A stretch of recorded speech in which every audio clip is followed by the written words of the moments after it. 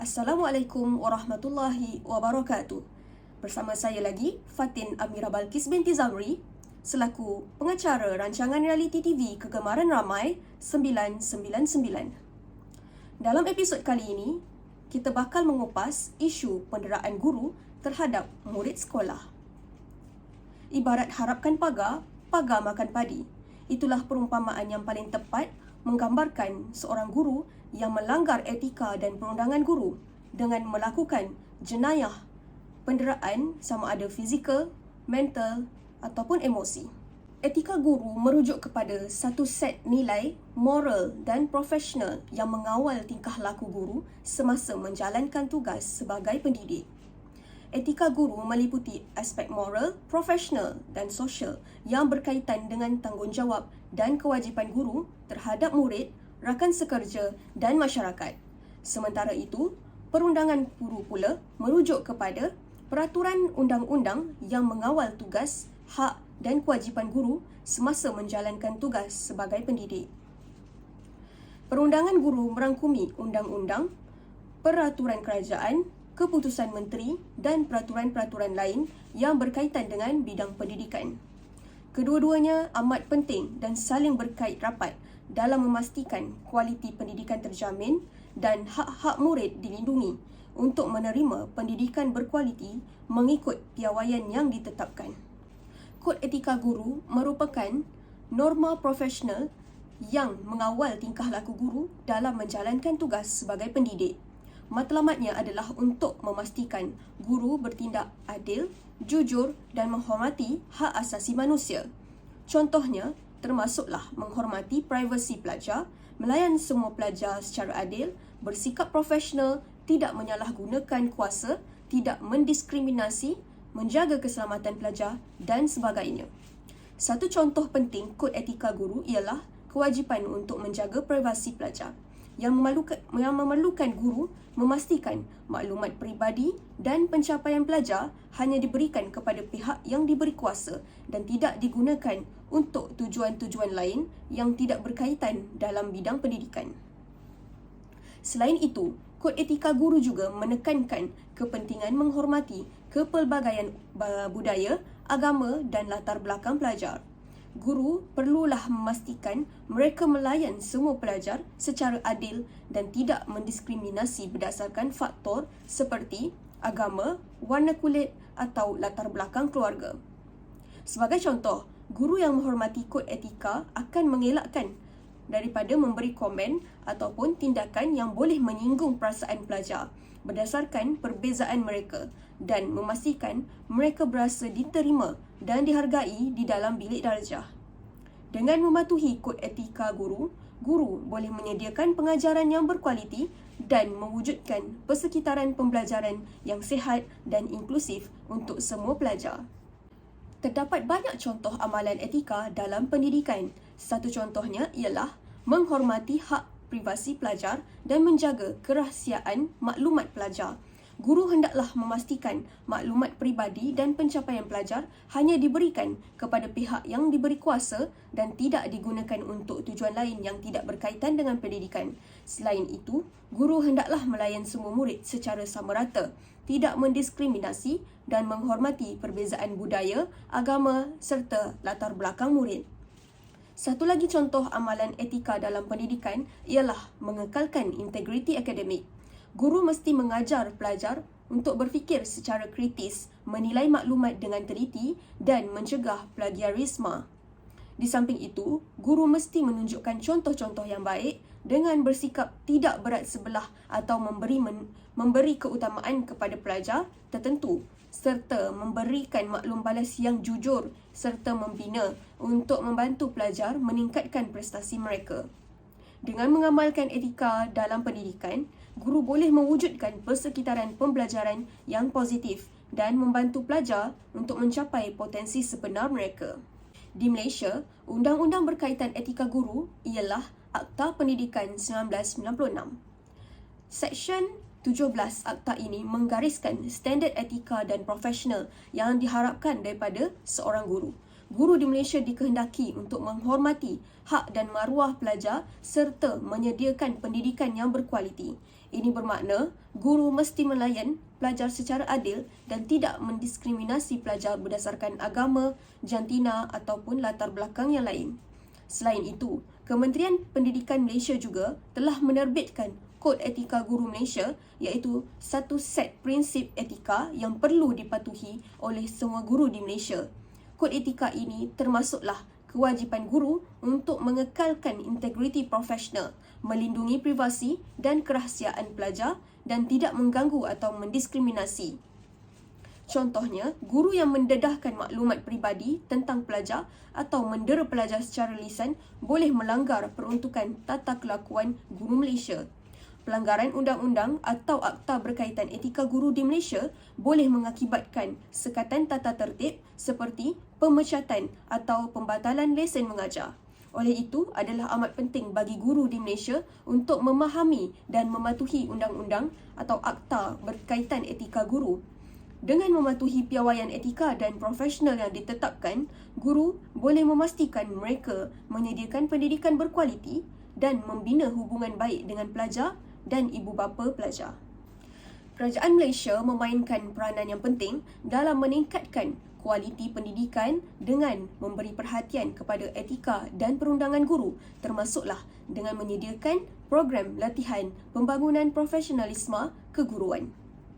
Salah satu usaha kerajaan Malaysia dalam meningkatkan kualiti pendidikan adalah dengan menyediakan program latihan guru dan pembangunan profesional secara berterusan. Program ini bertujuan untuk membantu guru dalam meningkatkan kebolehan serta kemahiran mengajar mereka supaya mereka dapat menyediakan pendidikan berkualiti dan memenuhi piawaian etika dan profesional yang ditetapkan oleh undang-undang dan akta berkaitan etika guru. Di samping itu, kerajaan Malaysia juga terus mengemaskini dan menambah baik peraturan dan dasar berkaitan etika dan perundangan guru, supaya guru di Malaysia dapat memahami dan mematuhi standard etika dan profesional yang diguna pakai. Sebagai contoh, Kementerian Pendidikan Malaysia telah menerbitkan Kod Etika Perguruan Malaysia yang merangkumi prinsip-prinsip etika dan profesionalisme yang harus dipatuhi oleh seorang guru. Dengan memberi perhatian yang sewajarnya kepada etika dan perundangan guru serta menyediakan program pembangunan profesionalisme guru, kerajaan Malaysia boleh membantu meningkatkan kualiti pendidikan negara. Ini boleh mewujudkan persekitaran pembelajaran yang sihat dan produktif dan membantu guru menjalankan tugas mereka sebagai pendidik dengan lebih berkesan dan cekap. Oleh itu, etika dan perundangan guru adalah amat penting untuk mengekalkan standard etika dan profesionalisme dalam profesyen keguruan dan untuk melindungi hak dan kepentingan pelajar. Dengan memahami dan mematuhi etika dan peraturan guru, guru boleh memastikan mereka menyediakan pendidikan yang berkualiti dan membina hubungan yang baik dengan pelajar dan ibu bapa, sekaligus dapat membangun sistem pendidikan yang bermartabat tinggi. Penderaan ialah tindakan yang dilakukan oleh seseorang atau kumpulan yang menyebabkan kecederaan, kesakitan, kesusahan atau kegagalan untuk memenuhi keperluan asas seseorang. Penderaan juga boleh berlaku dalam pelbagai bentuk seperti fizikal, emosi, seksual dan psikologi. Penderaan fizikal oleh guru terhadap murid sekolah adalah tindakan yang melibatkan penggunaan kekerasan fizikal oleh guru terhadap murid. Penderaan fizikal ini boleh menyebabkan kecederaan, kesakitan dan trauma emosi yang serius pada murid yang terlibat. Contoh-contoh penderaan fizikal yang dilakukan oleh guru terhadap murid sekolah termasuklah memukul atau menampar murid, menarik atau menjerut rambut murid, menolak atau menumbuk murid dan menggunakan objek seperti kayu atau penggaris untuk membentuk tubuh murid. Selain itu, guru juga memerintahkan aktiviti fizikal yang berlebihan seperti meminta murid melakukan senaman berlebihan atau mengadakan aktiviti sukan yang tidak selamat yang boleh menyebabkan kecederaan kepada murid. Seorang guru wanita di Muar yang disyaki mendera 4 muridnya di sebuah tadika swasta baru-baru ini telah ditahan. Ketua Jabatan Siasatan Jenayah Johor, SAC Shahrudin Jais dalam kenyataan berkata, wanita berusia lewat 50-an itu ditahan selepas menyerah diri di Balai Polis Muar kira-kira jam 2 pagi tadi. Beliau berkata 2 hari lalu, salah seorang ibu kanak-kanak itu telah menerima rakaman video yang memaparkan kejadian anaknya didera oleh guru berkenaan. Kejadian disyaki berlarutan sejak November tahun lalu. 4 murid lelaki berusia lingkungan umur 3 hingga 5 tahun terbabit telah dihantar ke Hospital Pakar Sultanah Fatimah Muar untuk pemeriksaan perubatan. Suspek direman sehingga Khamis bagi membantu siasatan. Seorang guru kelas agama dan fardu ain Kafa sebuah sekolah di daerah Marang didakwa atas pertuduhan mencederakan murid lelaki berusia 9 tahun sehingga patah kaki kanan. Tertuduh Ahmad Mursyidin Abdullah, 37 tahun mengaku tidak bersalah di hadapan Magistrate Engku Nurul Ain Engku Muda. Mengikut pertuduhan, tertuduh didapati dengan sengaja menyebabkan cedera parah ke atas Muhammad Anaki Muhammad Izwan sehingga menyebabkan patah tulang di bahagian kaki kanan dengan cara mengangkat dan menghempas ke kerusi kayu. Perbuatan dilakukan 6 Julai lalu jam 4.15 petang di sebuah sekolah di Bukit Payung. Sabit kesalahan boleh dipenjara 7 tahun dan denda. Mahkamah Magistrate Marang membenarkan tertuduh diikat jamin RM4,000, seterusnya menetapkan 17 November depan sebutan semula kes. Penderaan fizikal oleh guru terhadap murid sekolah dapat menyebabkan kesan jangka panjang kepada murid seperti kecederaan fizikal, masalah kesihatan mental dan rendahnya pencapaian akademik. Oleh itu, adalah penting bagi pihak sekolah dan masyarakat untuk mengambil tindakan proaktif dalam memastikan keselamatan murid di sekolah dan menghindari sebarang bentuk penderaan oleh guru terhadap murid. Penderaan psikologi oleh guru terhadap murid sekolah adalah tindakan yang merosakkan kesihatan mental murid di mana guru secara sengaja atau tidak sengaja menyalahgunakan kuasa mereka dan membuat kesan yang berbahaya kepada murid. Penderaan psikologi dapat menyebabkan murid merasa takut, cemas, putus asa dan tidak berdaya. Contoh-contoh penderaan psikologi oleh guru terhadap murid sekolah termasuklah membuat komen negatif tentang keupayaan atau keadaan peribadi murid, mengabaikan atau memperlekehkan murid, memerintahkan aktiviti yang tidak mampu dilakukan oleh murid dan mempunyai perlakuan diskriminasi terhadap murid yang berbeza latar belakang, etnik atau agama. Selain itu, guru juga menggunakan tekanan atau ugutan untuk mengawal tingkah laku atau prestasi akademik murid yang boleh menyebabkan murid berasa tertekan dan cemas dalam kehidupan di sekolah. Kesannya, penderaan psikologi oleh guru terhadap murid boleh menyebabkan masalah kesihatan mental yang serius dan merosakkan percaturan sosial murid dalam jangka masa yang panjang. Oleh itu, sekolah dan masyarakat perlu memberi perhatian dan sokongan yang mencukupi kepada murid yang mengalami penderaan psikologi oleh guru. Sekolah perlu mempunyai strategi dan panduan yang jelas dalam mengatasi penderaan oleh guru dan memastikan persekitaran sekolah selamat dan menyokong perkembangan murid secara menyeluruh. Penderaan seksual oleh guru terhadap murid sekolah adalah tindakan yang merosakkan keselamatan dan kebajikan murid di mana guru secara tidak bertanggungjawab menyalahgunakan kuasa mereka dan melakukan perbuatan seksual atau tidak senonoh dengan murid. Penderaan seksual ini melanggar hak asasi manusia dan merosakkan kepercayaan diri, harga diri dan integriti seorang murid. Contoh-contoh penderaan seksual yang dilakukan oleh guru terhadap murid sekolah termasuk meraba-raba tubuh murid tanpa kebenaran, meminta atau memaksa murid melakukan aktiviti seksual atau tidak senonoh, menonton atau merakam aktiviti seksual murid secara rahsia, dan memaksa murid mengekalkan rahsia tentang perbuatan seksual yang telah dilakukan. Penderaan seksual oleh guru terhadap murid sekolah dapat menyebabkan kesan yang sangat berbahaya kepada murid seperti trauma psikologi, kecacatan fizikal, masalah kesihatan mental dan kemunduran dalam pencapaian akademik. Oleh itu, adalah penting bagi pihak sekolah dan masyarakat untuk mengambil tindakan proaktif dalam memastikan keselamatan murid di sekolah serta melindungi mereka daripada sebarang bentuk penderaan seksual oleh guru terhadap murid. Seorang guru dihadapkan ke Mahkamah Session Kota Baru atas pertuduhan melakukan amang seksual terhadap murid perempuan tahun 2 pada April tahun lalu. Bagaimanapun, tertuduh mengaku tidak bersalah selepas pertuduhan dibacakan di hadapan Hakim Muhammad Zulkifli Zulkifli. Mengikut kertas pertuduhan, tertuduh didakwa melakukan amang seksual fizikal terhadap mangsa berusia 7 tahun 11 bulan. Perbuatan itu dilakukan dalam kelas di sebuah sekolah di Bachau antara jam 7.40 pagi hingga 9.40 pagi pada minggu ketiga bulan April 2022. Atas dakwaan itu, tertuduh berdepan hukuman penjara sehingga 20 tahun dan sebat jika sabit kesalahan. Mahkamah membenarkan tertuduh dijamin sebanyak RM12,000 dengan seorang penjamin beserta syarat tambahan iaitu perlu melapor diri di balai polis terdekat serta tidak mengganggu mangsa. Mahkamah kemudian menetapkan 11 April depan untuk sebutan semula kes. Seorang guru dijatuhi hukuman penjara 7 tahun dan 1 sebatan di Mahkamah Session Kuala Terengganu kerana melakukan seksual fizikal terhadap 2 anak muridnya 3 tahun lalu.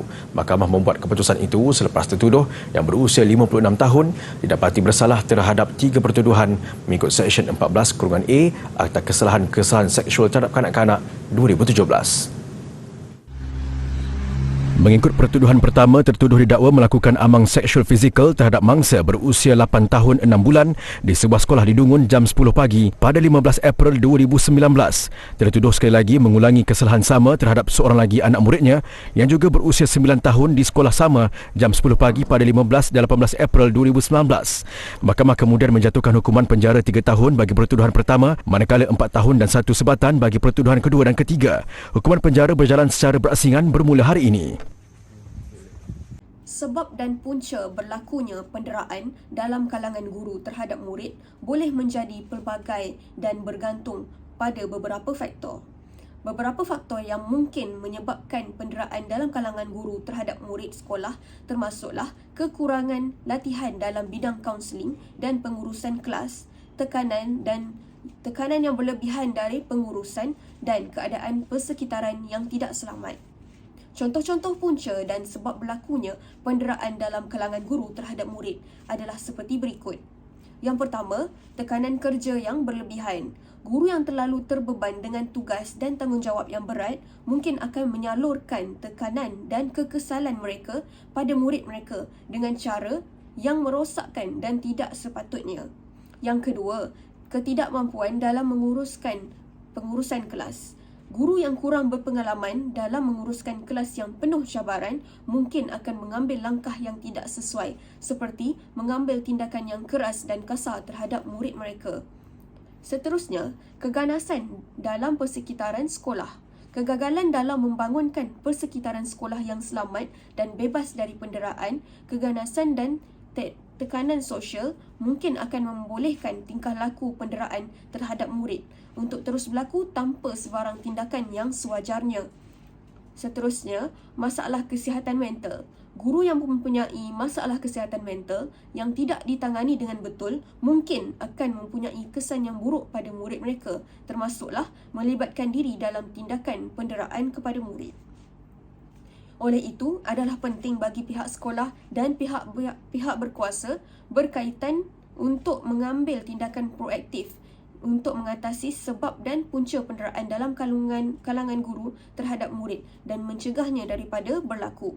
Ini termasuk latihan dan peningkatan kemahiran pengurusan kelas dan kaunseling, menghadkan tekanan kerja guru dan membangunkan persekitaran sekolah yang selamat dan membina. Penderaan guru terhadap pelajar, sama ada fizikal atau psikologi, memberikan kesan yang negatif dan berbahaya kepada murid. Impak fizikal penderaan termasuk luka, kesakitan dan kecederaan yang boleh mempengaruhi kehidupan murid dalam jangka masa yang panjang. Kesan fizikal penderaan oleh guru boleh menyebabkan murid mengalami masalah kesihatan seperti kecacatan fizikal dalam jangka masa yang panjang, sakit kronik dan kelemahan dalam sistem imun.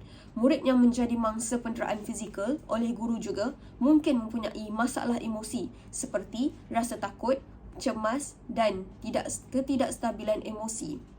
Impak penderaan psikologi oleh guru juga boleh memberikan kesan yang serius kepada murid. Murid yang mengalami penderaan psikologi oleh guru mungkin menghadapi masalah kesejahteraan mental seperti trauma, kecemasan, kemurungan dan masalah tingkah laku disiplin seperti merosakkan harta benda atau terlibat dalam penggunaan dadah dan alkohol.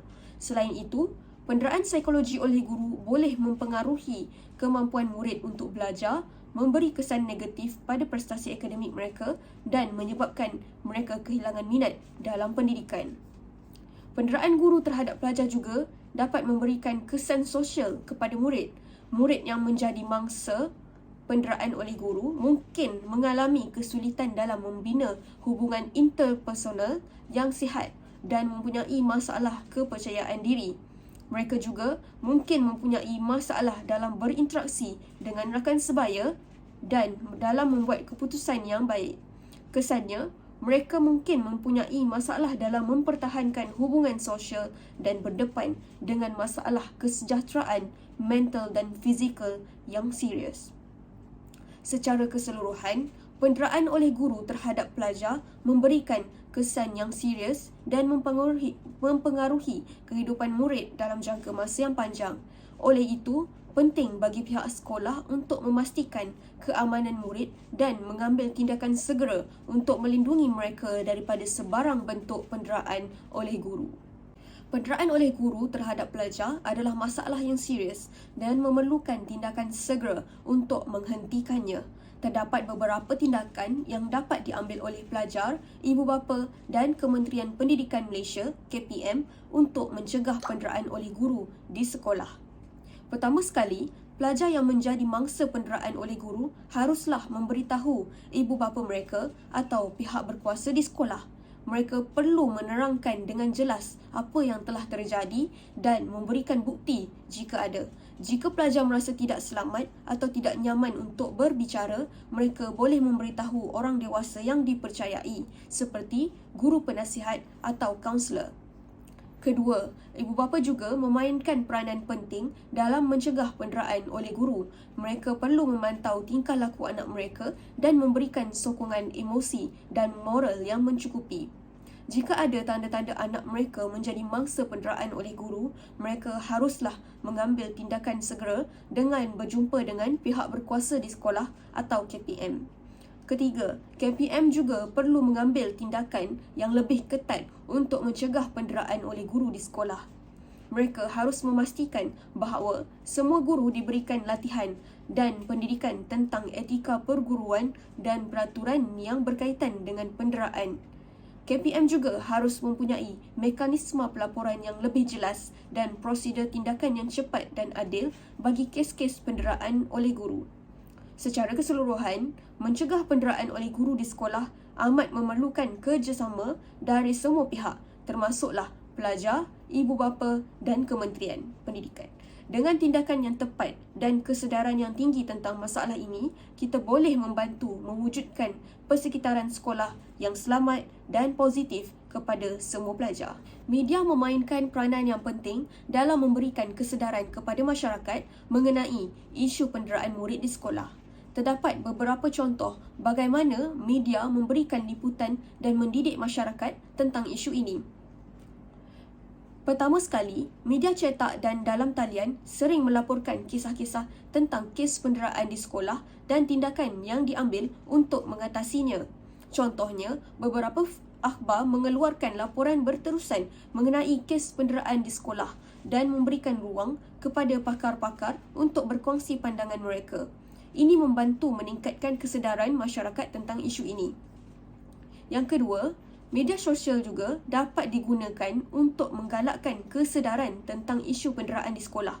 Aktivis dan penggiat sosial sering menggunakan media sosial untuk berkongsi kisah-kisah dan maklumat yang berkaitan dengan isu penderaan murid di sekolah. Mereka juga menggalakkan pengguna media sosial untuk membincangkan isu ini dan mengambil tindakan. Ketiga, siaran televisyen dan radio juga boleh digunakan untuk membincangkan isu penderaan murid di sekolah. Program seperti dokumentari dan rancangan perbincangan dapat membantu masyarakat untuk memahami isu ini dengan lebih mendalam. Pelbagai pakar dan ahli boleh dijemput untuk berkongsi pandangan dan penyelesaian untuk mengatasi isu penderaan guru di sekolah. Secara keseluruhan, media memainkan peranan yang penting dalam meningkatkan kesedaran masyarakat tentang isu penderaan murid di sekolah. Dengan liputan dan penekanan yang berterusan, masyarakat dapat memahami keperluan untuk mencegah serta mengatasi penderaan di sekolah dan mengambil tindakan yang sesuai. Hak asasi manusia merujuk kepada hak-hak yang terdapat pada setiap individu dan diakui sebagai hak universal yang wajib dihormati, dilindungi dan dipenuhi oleh negara serta masyarakat. Perlindungan hak asasi manusia dalam konteks pendidikan bermaksud memberikan perlindungan dan menjamin hak-hak asasi murid, guru dan pihak-pihak yang terlibat dalam sistem pendidikan. Dalam konteks pendidikan, perlindungan hak asasi manusia adalah penting untuk memastikan keadilan dan kesaksamaan dalam pembelajaran. Ini termasuklah hak untuk mendapat pendidikan yang berkualiti, hak untuk bebas dari diskriminasi dan kekerasan dan hak untuk menyuarakan pendapat dan melibatkan diri dalam proses pembelajaran. Perlindungan hak asasi manusia dalam konteks pendidikan juga memberikan perlindungan terhadap diskriminasi dan penderaan dalam sekolah seperti penderaan oleh guru atau pelajar, gangguan seksual atau diskriminasi atas dasar agama, jenis jantina, etnik dan kepercayaan. Negara dan pihak berkuasa dalam sistem pendidikan bertanggungjawab untuk memastikan hak-hak asasi manusia dalam pendidikan dihormati serta dilindungi. Kesimpulannya, hak asasi manusia dan perlindungannya sangat penting dalam konteks pendidikan dalam memastikan keadilan dan kesaksamaan bagi semua pihak yang terlibat dalam sistem pendidikan. Perlindungan hak asasi manusia dalam pendidikan juga membantu dalam memastikan bahawa setiap individu dapat memanfaatkan hak-hak asasi mereka dan dapat mencapai potensi penuh mereka dalam pembelajaran. Terdapat beberapa akta yang berkaitan dengan hak asasi manusia dalam pendidikan, khususnya di Malaysia. Berikut adalah senarai beberapa akta tersebut. Yang pertama, Akta Pendidikan 1996.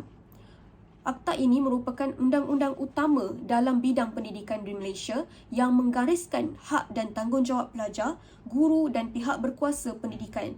Akta ini memastikan bahawa hak asasi manusia seperti hak untuk mendapatkan pendidikan yang berkualiti dan bebas dari diskriminasi, dihormati serta dilindungi.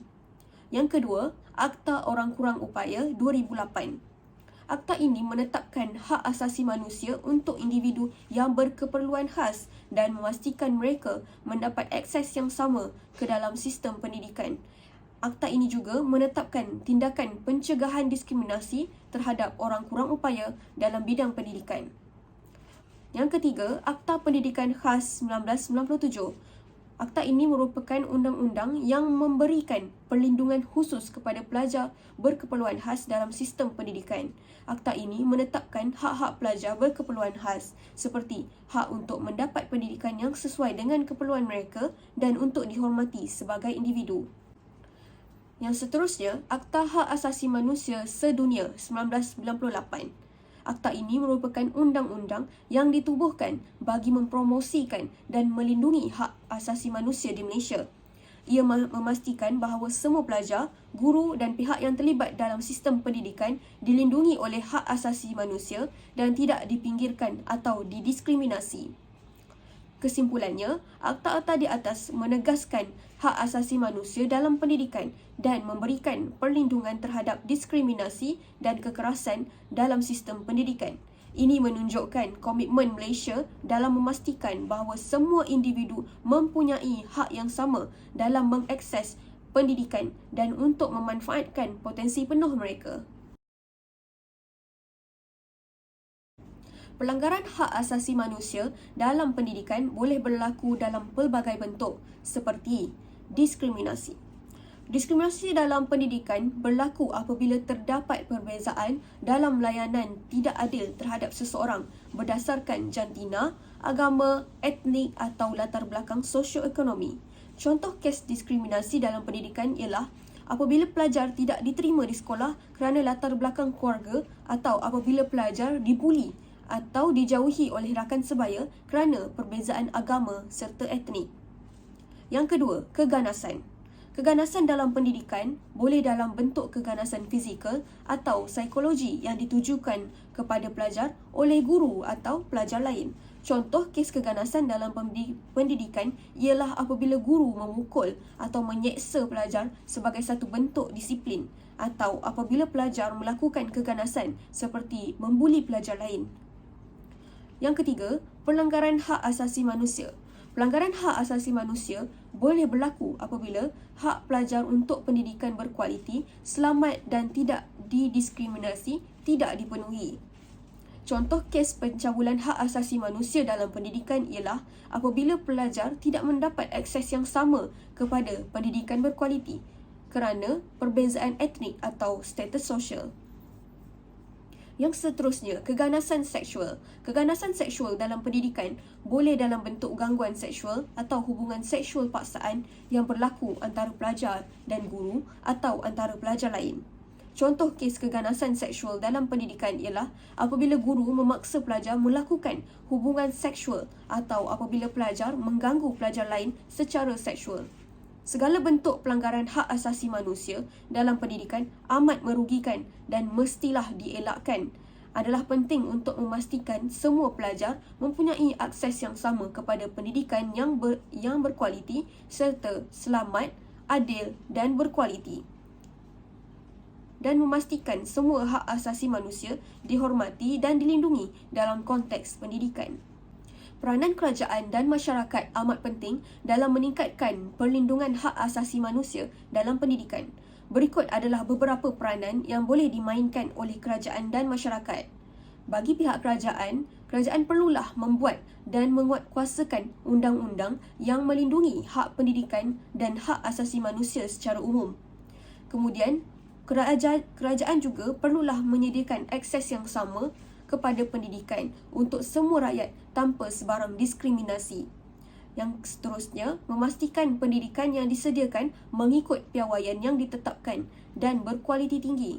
Kerajaan juga perlulah meningkatkan latihan dan kualiti guru serta menyelia guru supaya mereka tidak mendiskriminasi atau bertindak ganas terhadap pelajar.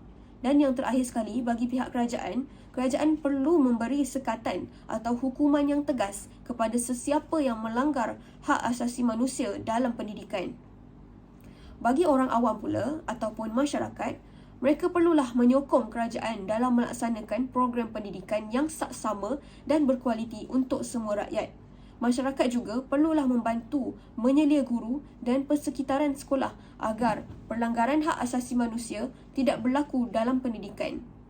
Masyarakat juga perlu membina kesedaran dan kefahaman tentang kepentingan melindungi hak asasi manusia dalam pendidikan untuk masyarakat umum, khususnya ibu bapa pelajar. Seterusnya, mestilah melaporkan sebarang tindakan pelanggaran hak asasi manusia dalam pendidikan yang mereka temui kepada pihak berkuasa. Dengan peranan dan tanggungjawab yang giat dijalankan oleh kerajaan dan masyarakat, diharapkan ia dapat meningkatkan perlindungan hak asasi manusia dalam pendidikan dan mewujudkan persekitaran pendidikan yang selamat dan saksama untuk semua pelajar tanpa terkecuali. Perlindungan hak asasi manusia bagi golongan yang terdedah dalam pendidikan adalah sangat penting kerana golongan yang terdedah ini selalunya lebih mudah menjadi mangsa pelanggaran hak asasi manusia. Berikut adalah penjelasan mengenai perlindungan hak asasi manusia bagi kumpulan yang terdedah dalam pendidikan. Yang pertama iaitu kanak-kanak. Kanak-kanak adalah golongan yang terdedah yang perlu dilindungi dalam pendidikan kerana mereka masih dalam proses pembangunan dan memerlukan perlindungan khas supaya mereka tidak menjadi mangsa diskriminasi, keganasan atau gangguan seksual. Perlindungan hak asasi manusia bagi kanak-kanak dalam pendidikan termasuklah hak untuk mendapatkan pendidikan yang berkualiti, selamat dan sesuai mengikut keperluan mereka. Yang kedua ialah golongan wanita. Wanita merupakan kumpulan yang sering menjadi mangsa diskriminasi, keganasan dan gangguan seksual dalam pendidikan.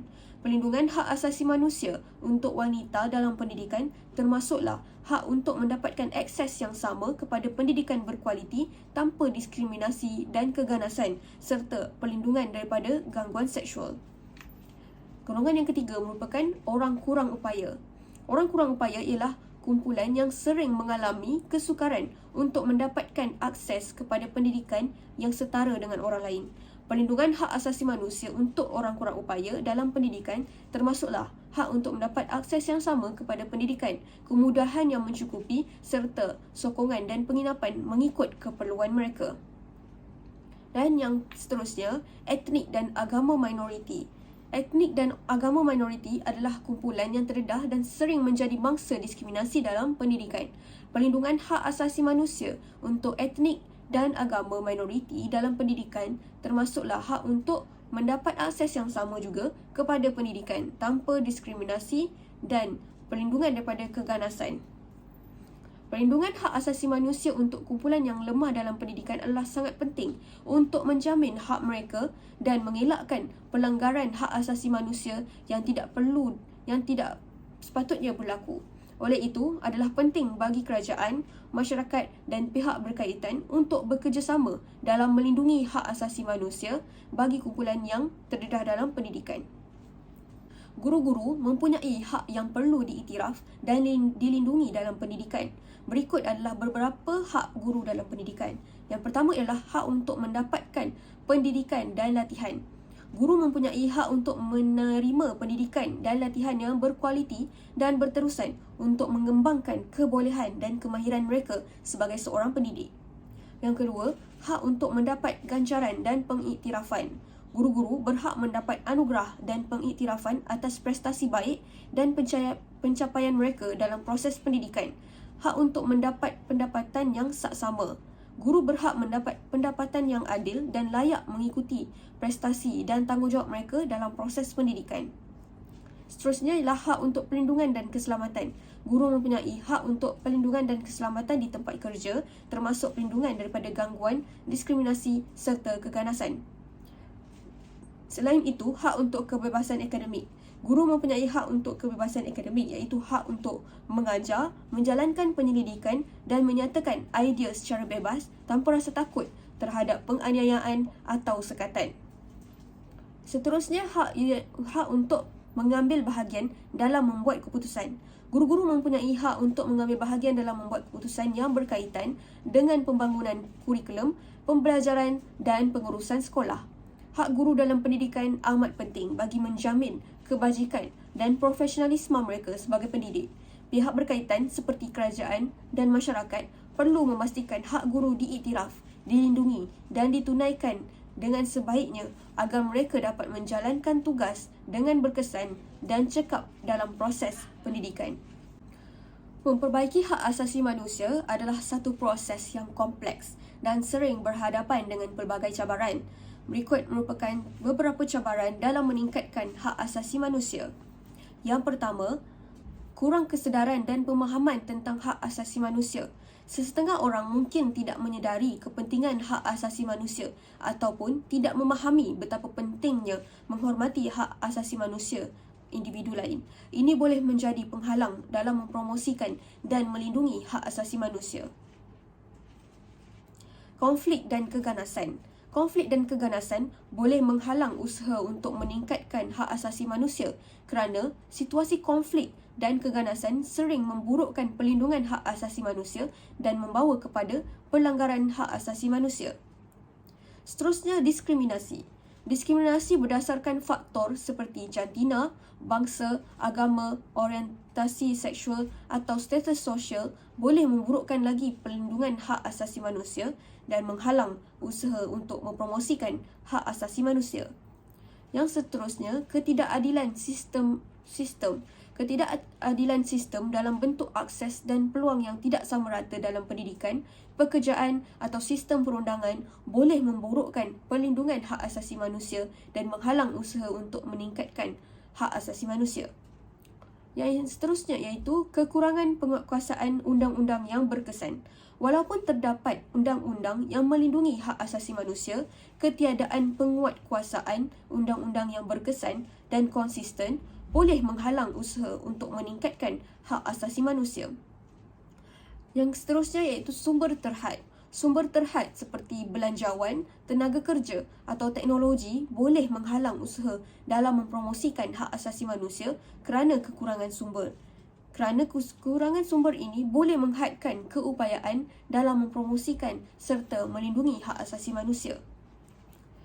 Meningkatkan hak asasi manusia adalah satu cabaran yang tidak mudah tetapi sangat penting. Oleh itu, kerjasama antara kerajaan, masyarakat dan pihak berkaitan amat diperlukan dalam mengatasi pelbagai cabaran ini dan memastikan hak asasi manusia diiktiraf, dilindungi dan dipenuhi dengan sewajarnya. Meningkatkan perlindungan hak asasi manusia dalam pendidikan adalah sangat penting kerana pendidikan merupakan hak asasi manusia yang asas dan merupakan asas pembangunan insan yang adil dan mapan. Meningkatkan perlindungan hak asasi manusia dalam pendidikan juga merupakan tanggungjawab moral dan sosial kita sebagai warga negara Malaysia yang prihatin terhadap masa depan negara.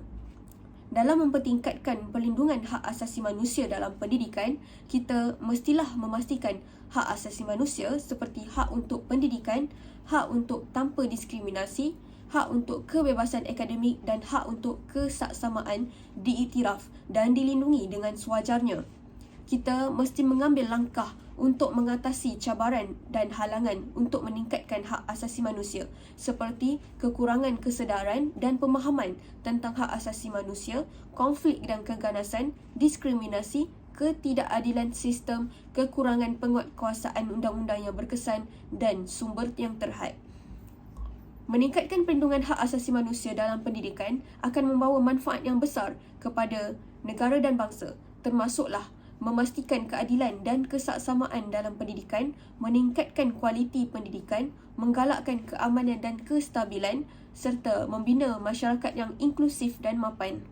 Oleh itu, sebagai rakyat yang prihatin, kita perlulah terus mengambil langkah untuk meningkatkan perlindungan hak asasi manusia dalam pendidikan dan memastikan pendidikan diiktiraf sebagai hak asasi manusia dan diberi keutamaan yang sewajarnya dalam pembinaan negara.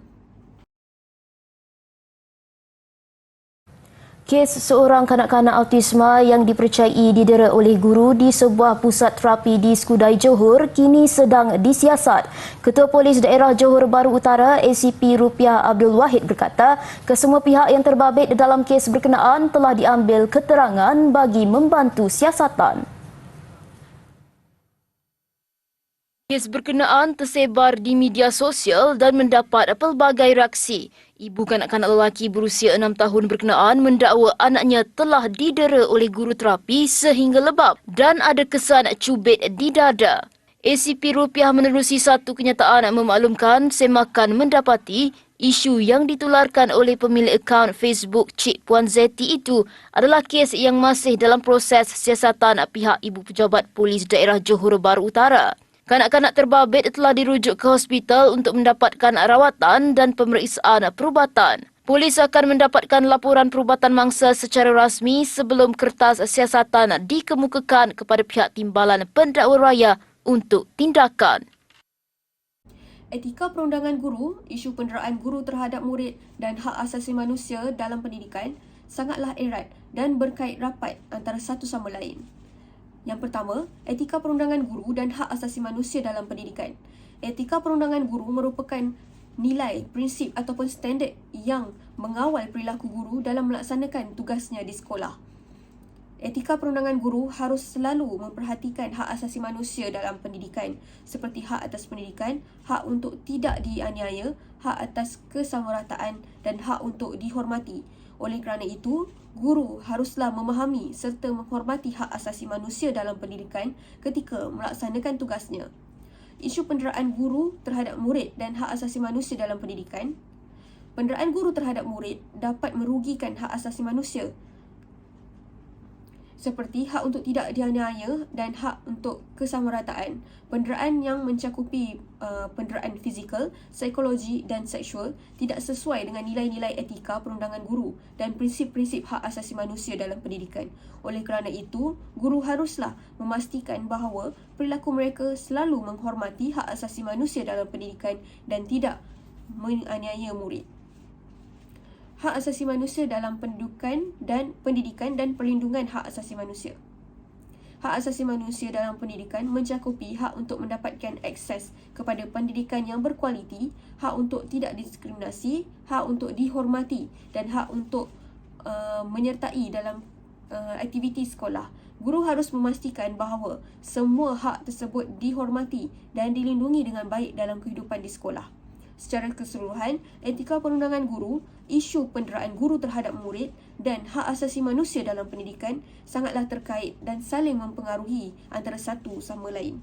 Oleh kerana itu, guru haruslah sentiasa melaksanakan prinsip-prinsip serta etika perundangan guru dan hak asasi manusia dalam pendidikan ketika melaksanakan tanggungjawabnya sebagai seorang guru, supaya boleh memberikan pendidikan yang berkualiti dan mendukung pengembangan murid secara menyeluruh. Dengan itu, sekian sahaja untuk episod kali ini. Bertemu lagi dalam episod yang akan datang pada minggu hadapan dalam 999. Saya Fatin Amira Balkis binti Zamri, pengacara anda pada malam ini. Bertemu lagi pada minggu hadapan. Assalamualaikum warahmatullahi wabarakatuh dan selamat malam.